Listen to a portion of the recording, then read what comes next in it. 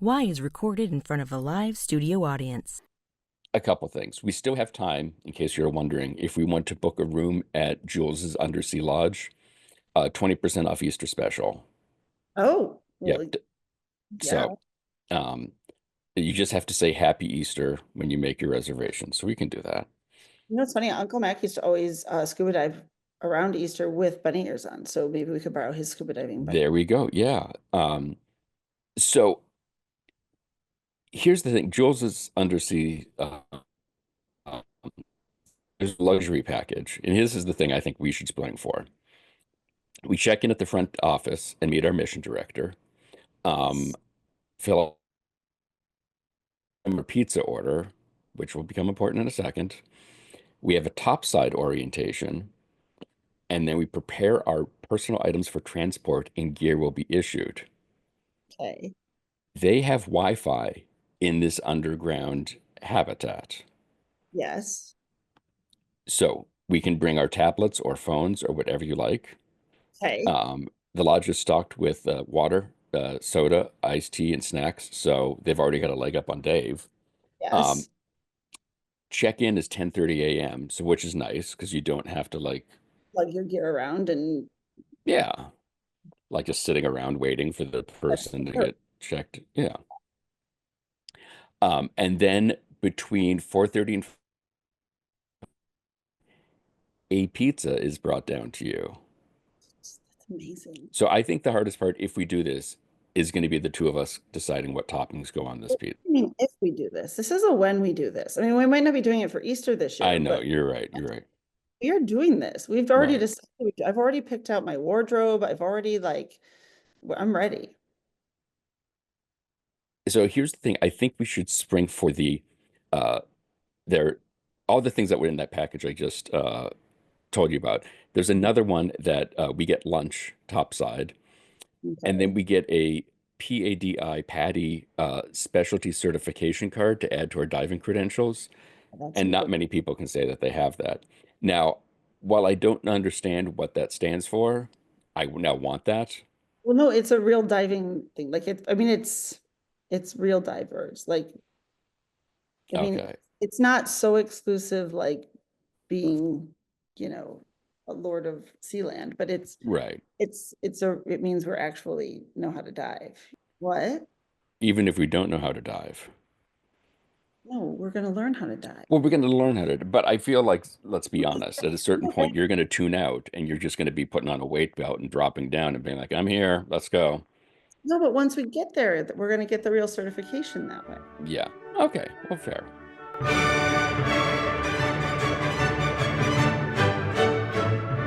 This is Why, with your hosts, Heidi Hedquist and Luke Poling. And let us phone it in. And our listeners are gonna hear that when they listen to this or see this. This is true. You cannot phone it in. No.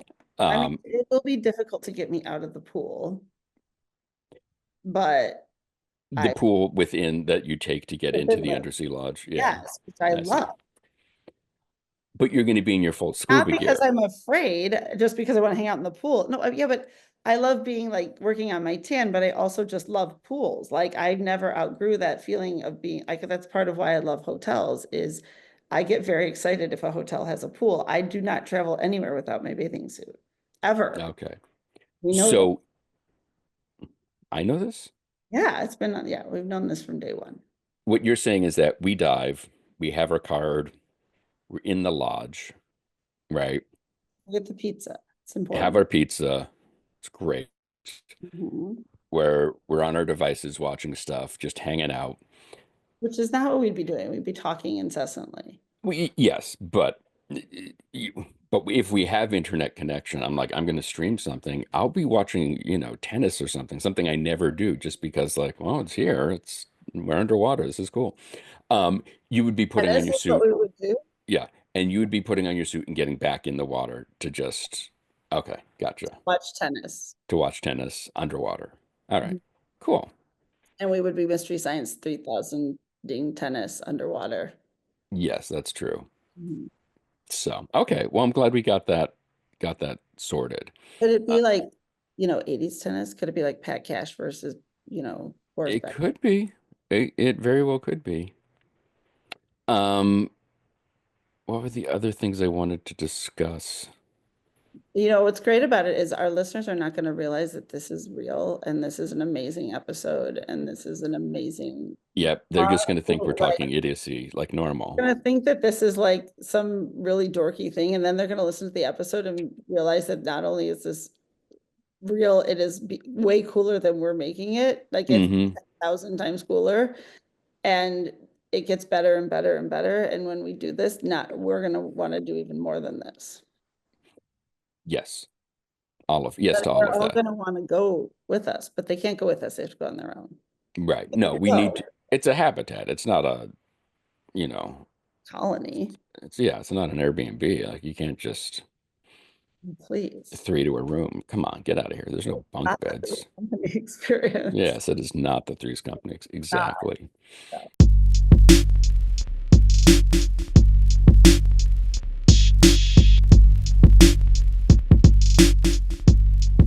What was the initial thing that drew you to the sea? How did you get to doing all of your work underwater? Well, if we start from the beginning, when I was a little boy, I always wanted to be an explorer, but climbing mountains in frigid conditions never really got me excited. And the cowboy and Indian days were gone. And my dad showed me a copy of National Geographic where William Beebe went down in a bell and discovered all these new critters. And I thought, the ocean is pretty much unexplored. I want to be an ocean explorer. And I started out at a very early age with that thought in mind. Of course, I was distracted many times. In high school, you got interested in girls, and the ocean wasn't important, but eventually I straightened out. There's mermaids down there. It's so interesting because one of your kind of main things has been the idea of underwater habitation and kind of living underwater. Was that always something you're interested in, or was it just your love of the sea that sort of turned into, I don't want to come up?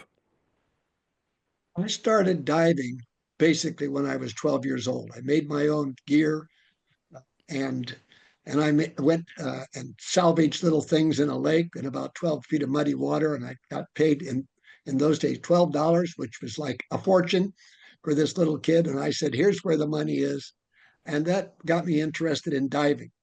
And then in the 50s, when scuba was starting to come out, I started diving in Monterey. The water was cold there, but very interesting. So I got interested in the diving. And then Jacques Cousteau and Ed Link started diving with a habitat. And I tried to get a job with Ed Link in Florida, but I lived in the Virgin Islands at the time, or Puerto Rico it was.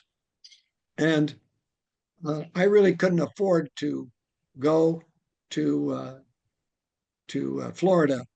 I take that back. I was still in college. I was in California, and I just couldn't afford to go and apply for a job in Florida. And then I got a scholarship to Stanford to their marine marine station in Monterey, and there I was studying algae, and I had a scholarship to uh, Duke University and for studying marine science. And during the course of that program, I dived and I collected the seaweed, the algae, and put it in a beautiful herbarium. And I brought it to the professor, and she said, "Oh, these are gorgeous. Where did you get them?" And I said, "Oh, I went diving." She went into a rage and said, "Diving is for adventurers, not for scientists. And if you're to be a scientist, you are going to collect like a scientist." And I thought, you go walk along the beach and collect all this dead stuff. So I came home and my wife was with me. She was actually an assistant to that class. And I said, I'm never going to learn anything in school. I don't need a degree. Men have to live and work in the sea if they're going to ever explore it. And that set me on my path of working to try to get involved in undersea programs. That's so interesting. It seems like that was not what people were thinking about at the time. I mean, you're doing all of this at, you know, during the space race when everyone is looking skyward and you're looking the literal opposite direction of where everyone else was going. Well, actually, you're absolutely right. But my involvement was with the space race Okay. because in 1969, they were getting ready to put up a 60-day orbiting mission, NASA was, and they had no idea how people would live under a stressful condition in space for 2 months. And so they created with the General Electric Company and the Navy, and they were going around the country in Hawaii, Puerto Rico, looking for a place to put a underwater space station, which was called Tektite 1.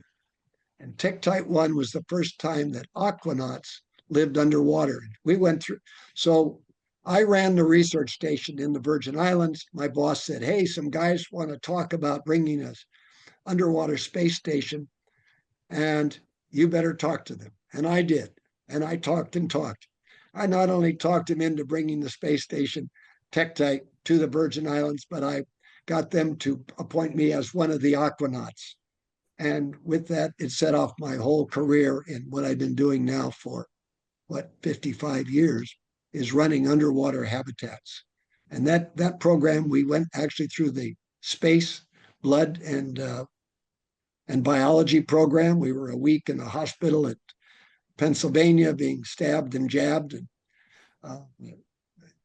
injected with all kinds of radioactive materials, but survived that. And then we carried out the 60-day mission. I was a backup, but I participated. And then, because it was in the Virgin Islands, I then became the special assistant to the governor of the Virgin Islands. And I was now a manager of the Tektite 2 program. And I was the only person that lived there full time. That I built the habitat site. I ran the science program and directed that. I did diving in the habitat. I spent 3 weeks in that one, in the second mission. And when I finished my missions, they were building or wanted to build another little habitat. They put me in charge of that. It was poorly designed and never worked. But I picked out all the things that I thought were important in a habitat and was thinking about, how do I get another habitat here? Well, there were no other habitats. So I went to Washington. I got Washington to bring the habitat back and run a Tektite 2 program, where we had the first girls mission. We had about 16 missions in that. And Sylvia Earle, who's made herself very famous, got her start with the Tektite under our management. And she's done a wonderful job of promoting the oceans. I wish more had done that. And then I tried to get the government of the Virgin Islands to make a new habitat better than the one that GE had built, the Tektite habitat. And they were in the course of doing that when I received an invitation from the governor of Puerto Rico. Said, come over here and talk to us. I said, no, I have a great job. I have the governor's boat. I have a car. I have a driver. Why would I want to leave? But I went over there and they said, we'll double everything that they offered you in the Virgin Islands. I said, here I come. Yeah. And off we went. So then I built the habitat that is now the Jules Undersea Lodge. I had that built in Florida, and I got the Navy to bring it to me to Puerto Rico. And then we ran missions there for 2 years, from 72 to 75, actually. And we worked on the edge of the continental shelf. We carried out diving programs that have never been duplicated to date on the edge of the shelf, going down deep on air and trying out all kinds of diving tables that had only been done in a chamber. And those are actually published at this point in the NOAA Diving Manual, which is the government manual for diving. And from there, I ran that program, and then it ended in 77. And the habitat got laid up in the Miami River. And then in 1984, 84, 80, no, 86. I found the habitat and bought it, refurbished it into an underwater lodge. And that's what exists today. It's been there now 40 years running. And the whole idea that was to get recreational divers a chance to experience what we did when we lived on the bottom of the ocean on the edge of the continental shelf and explored the oceans and the things that you saw and the way it felt. And we've had, I just looked, 14,000 missions or something, some huge number like that in 40 years.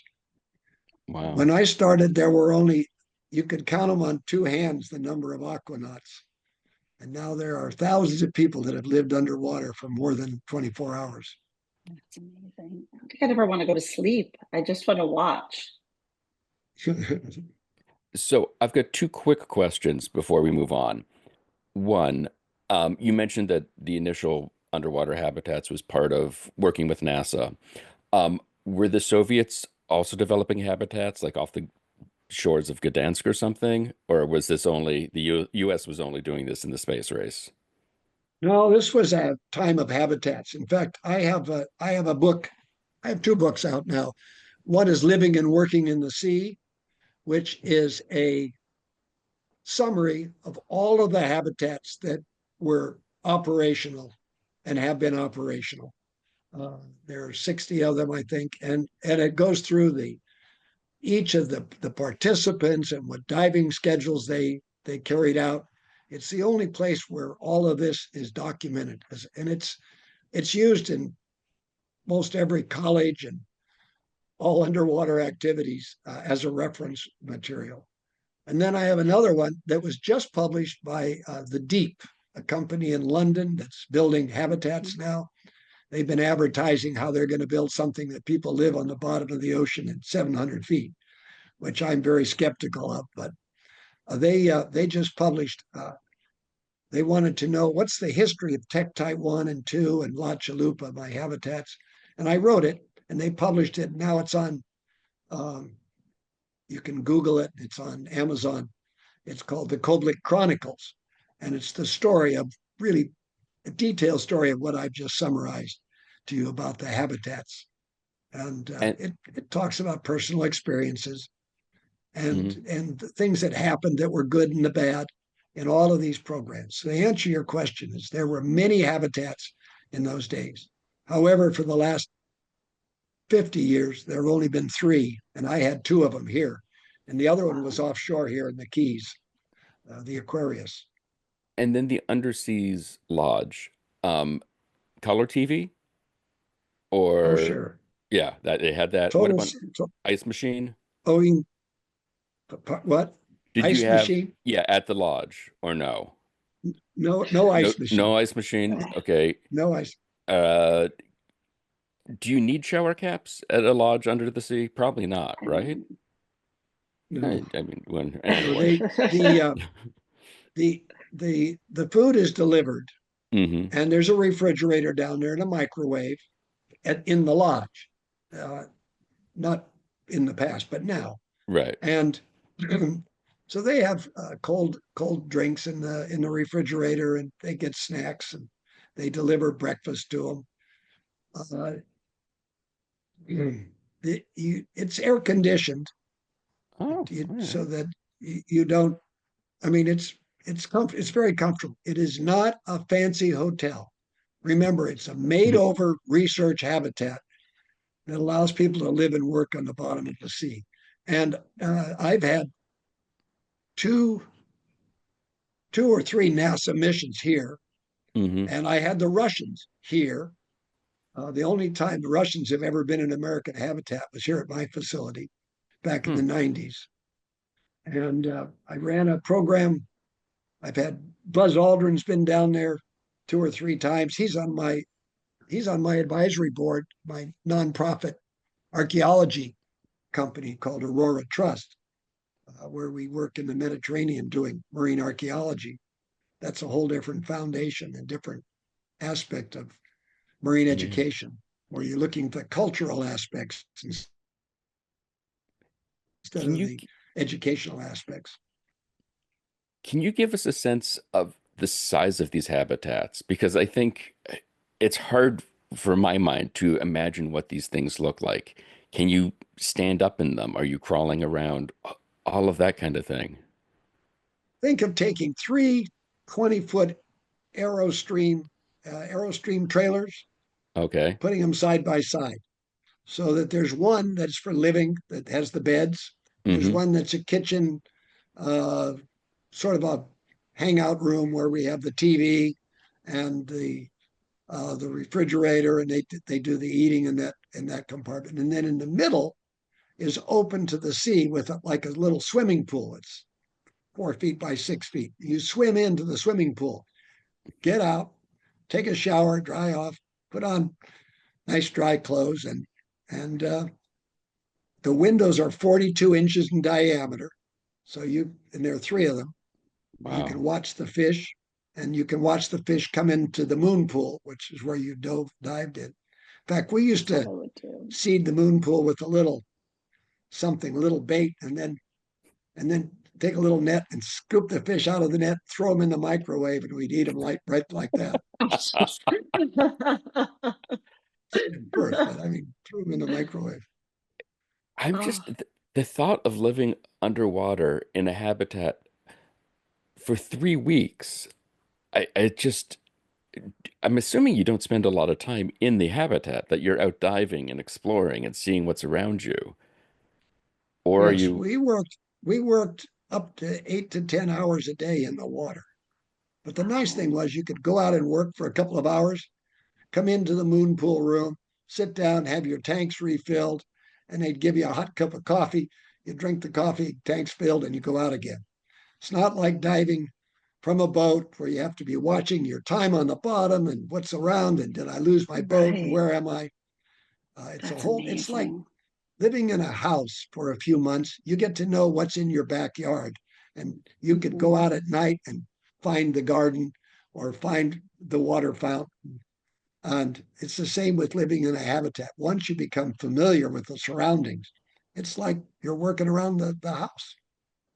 and how deep are we talking? The deepest that we lived was 106 feet, but it was on the edge of the continental shelf, and then we worked down to 265 feet uh, Mm. in the Puerto Rican Trench, which is the second deepest trench in the world. That is It's alternatingly fascinating and I was just the terrifying. exact same thing.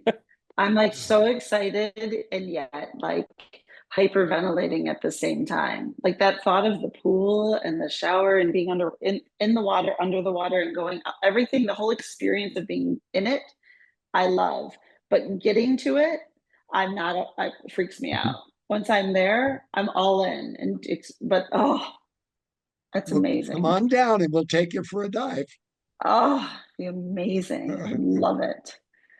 I Oh, my just, family, and how experienced of a diver do you have to be able to do this? Like I have family members who are long-term divers, Dan certified dive every year, done it for many, many years, all over the Caribbean, and we've done the Great Barrier Reef, things of that nature. But they're recreational divers. They're not, you know, they're not No, no, scientific this professional divers. you can come as a non-diver as long as you're not afraid to put a mask on. And in Mhm. a little 3-hour orientation, they'll get you prepared, and then they'll take you down. The operations director will take you by the hand, take you down. You're in the habitat, and Gosh, you're down there, and then they'll bring you back up. that's It's amazing. a, Luke, it's a we have to short, do a little this. short recreational course, and you just go for it. And how I great just, to say, like, where did you learn to dive? And everyone's like, oh, I learned in my local swimming pool. And then I went to, Cancun and did my certification. And we go, oh, well, let us tell you where we did yeah, at a it. habitat located. Right. Yes, at the continental shelf. So Yeah, right.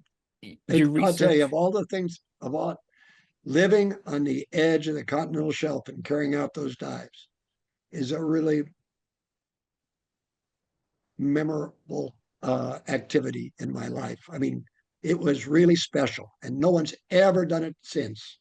It's the last time any offshore diving has ever been done from a habitat. Oh my gosh. What I'm is it? sure. It just seems like it'd be incredibly humbling to realize your size in relation to everything around you, especially when you're dealing with, like you said, the second deepest shelf in the world.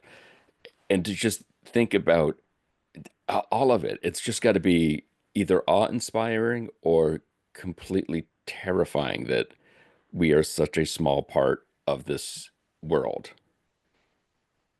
No, neither. It wasn't terrifying. Actually, Mm, I made two of those dives. So I spent over a month on the shelf. And one of them we did testing the tables going up, and the other we tested the tables going down. And one of them I had a serious accident. I actually drowned on one of them, and they Oh revived gosh. oh, me. Uh, Oh but my. but it was never a question as to whether it was. It was always looking at what we were doing, worked as a team. There was never any fear in any of that. Mm. and now I know you do a lot of work now with kids, teaching them to dive, teaching them about underwater and that the idea of a habitat and living underwater. Can you talk a little bit about that program? Well, it's called the nonprofit foundation, Marine Resources Development Foundation, owns Jules Undersea Lodge. Jules Undersea Lodge is then a profit-making operation separate, but our foundation owns the habitat. Okay. That foundation has 50 years of doing research and all kinds of scientific things. But my one division called Marine Lab is my education division. And we have over 6,000 students a year from over 30 states and a couple of foreign countries that come here and spend 3 to 5 days with us. And we give them an orientation. I have 14 instructors full time. We operate 7 boats. We feed and house 100 kids at any one time. Well, 2 or 3 schools here, possibly. They come as school bus full. And when they go away, they are converted supporters of ocean conservation. And over the 40 years, we've seen them become the leaders in this, or they've taken professions. A couple of them have become maritime attorneys. They go Mm, from that to being mechanics, to teachers, engineers. But I've been here long enough that you'll see one walk in and he or she is with their grandchildren. They say, when I came here, I was 12 years old. And you go, wow, it's wow. really working. So Amazing. the the other thing that we did is we set up a nonprofit called Aurora Trust Foundation. Hmm. And we worked in Europe for 7 years, 2004 to 2015.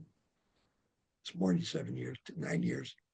And we did archaeology and we worked with governments. So we'd go and do the survey work around their islands, locate Roman and Greek shipwrecks, dive on them, check them out, and then get the government to set those areas aside as protected areas so that the fishermen didn't drag nets on them and they didn't come out and dump excess concrete from someplace they were. That's what triggered the whole thing in Malta. They were redeveloping an area and taking all this concrete and they were going to dump it out in the ocean for an artificial reef. And we said, whoa, let's go check out this area. And there were uh, hundreds of amphora spread out on the ocean bottom there, and they were going back 2,000 years. So then that got us going, and we found over those 9 years 28 Greek and Roman shipwrecks intact. Wow. There's a movie that was on Netflix. I'm sorry, it was on PBS and the National Geographic, Secrets of the Dead, Mm-hmm. uh, called Lost Ships of Rome. And you might like to see it because it shows us finding these shipwrecks and sending the divers down at 130 meters. That's a deep dive. Yeah. And Oh yeah. then bringing them one up, and we have it's in a museum in Italy. We worked in Croatia, Italy, Sicily, Malta, uh, where else? Spain. We found the largest Roman shipwreck ever discovered in Spain. It had That's about crazy. 5,000 amphora on it. Oh my gosh. We Amazing. found submarines and airplanes, all kinds of things. But these are the things that and they're now set aside as preserves. Oh, I would love It's that. I would love that so much. That would be my favorite thing to do. just And that foundation, I'm not getting away from the education. What a question you didn't ask me. Why did I take what I love to do, which is the ocean exploration, and start a school where you have to wipe kids' nose and make sure they're not running?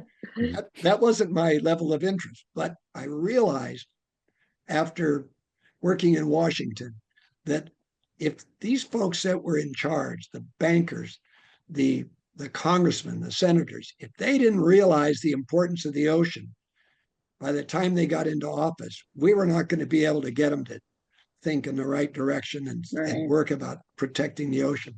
And so I started the school, and sure enough, those people have gone off to those kinds of positions. However, my impact has not been great enough to do anything really favorable for the oceans. We're still have to, do you see they're getting ready to close down NOAA? yeah, So I know. don't hold your breath, literally. literally. Yeah. Well, yeah. Well, and it's so interesting because Oh, of the twofold nature of what you're doing. There is the education and the just knowledge of the scientific knowledge of how do human beings live underwater? How do we do these sorts of things? How do we dive deeper? How do we learn more? And then the conservation of it, of discovering these wrecks and discovering this history that no one has seen for 1 or 2 years, let's say. It's so interesting that like it's the dual purpose of it all. And I can only imagine the excitement. Are you looking for these cities and ships, or is this just something you're like exploring the area and oh my goodness, here is an entire intact Greek ship? Oh, well, in each country, we work directly with the minister of antiquities and so forth. And they would bring in the archaeologists and say, these were the trade routes that we expect or suspect were used.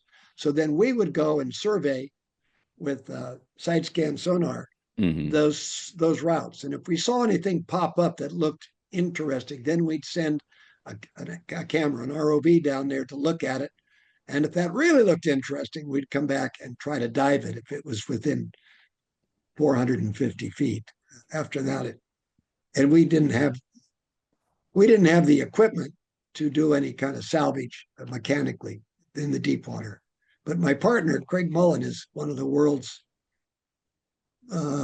most experienced deep ocean recovery guys. He brought things up from, I don't know, 20,000 feet before.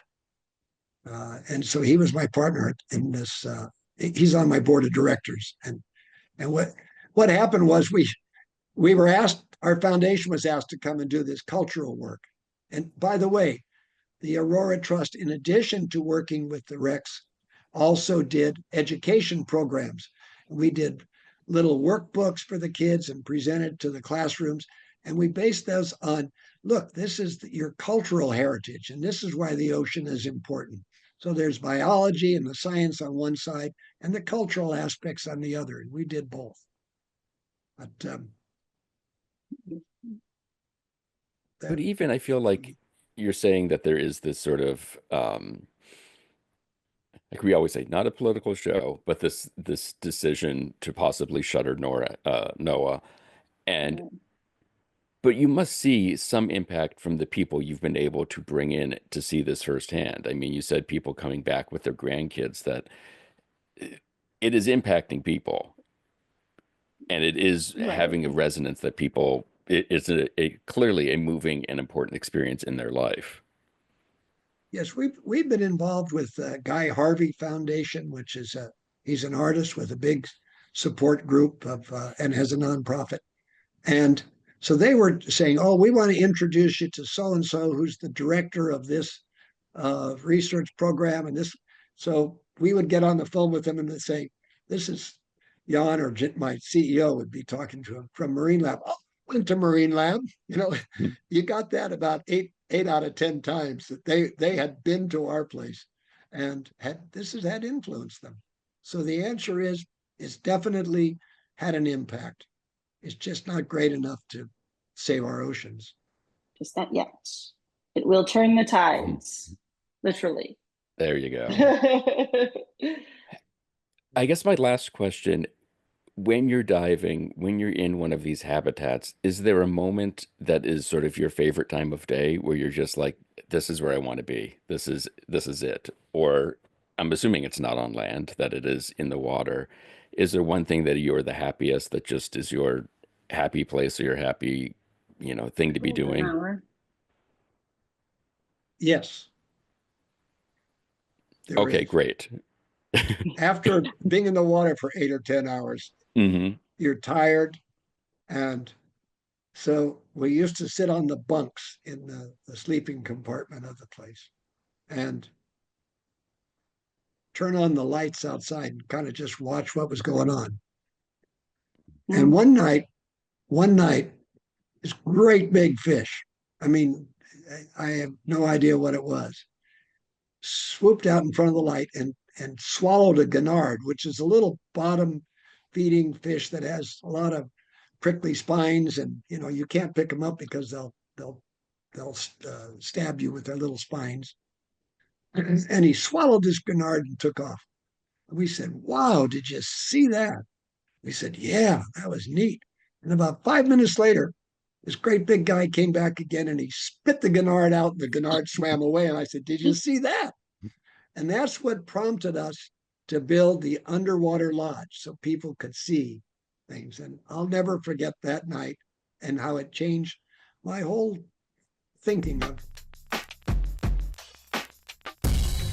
For more information about Ian's foundation, the Marine Resources Development Foundation, you can find them online at mrdf.org. And if you want to book a stay at Jules Undersea Lodge, check out their website, jul.com. Why the Podcast is produced by the Professional Production Company. Please be sure to rate and review us on Apple Podcasts because we're shallow and need constant validation. For more information, you can check out our website, whythepodcast.com. And like everyone else, we're on Facebook, Twitter, and Instagram. Today's show was recorded and produced by Heidi Hedquist and myself from our world headquarters, located on the second floor of the professional office building, centrally located downtown. Our reluctant executive producers are John Sauvé and Sandy Stone. Our willing producers are Rachel Allen and Randy Jeanette. Our intern is Zach Jackson. This one's for Philippe. Thanks for joining us. Flash, we're coming home.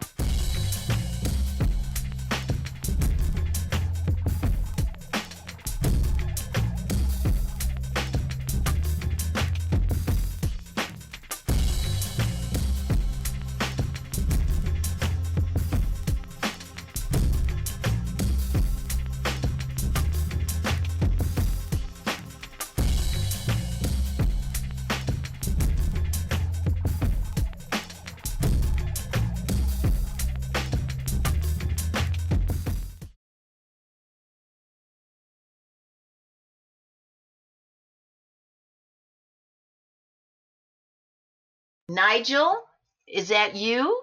Are you here, Nigel?